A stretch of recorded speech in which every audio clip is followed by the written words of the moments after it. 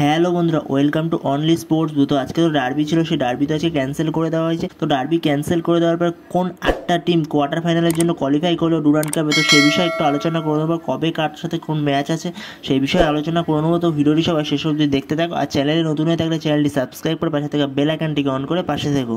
তো গ্রুপ এ থেকে first team হিসেবে মোহনবাগান কোয়ালিফাই করেছে। গ্রুপ বি থেকে ফার্স্ট টিম হিসেবে বেঙ্গালুরু এফসি কোয়ালিফাই করেছে। গ্রুপ সি থেকে ফার্স্ট টিম হিসেবে কেরালা ব্লাস্টার্স এফসি কোয়ালিফাই করেছে।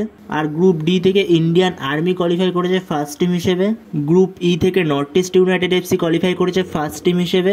আর গ্রুপ এফ থেকে শিলং লাজুং কোয়ালিফাই করেছে ফার্স্ট টিম হিসেবে। আর বেস্ট দুটো সেকেন্ড প্লেস টিম কোয়ালিফাই করেছে পাঞ্জাব এফসি আর ইস্ট বেঙ্গল এফসি।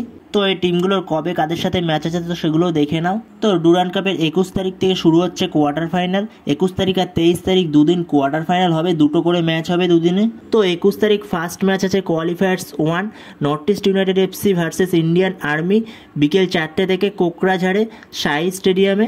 আবার 21 তারিখই ম্যাচ আছে সন্ধ্যেবেলা qualifiers 2 Shillong Lajong versus East Bengal FC Nehru স্টেডিয়ামে শিলংয়ে।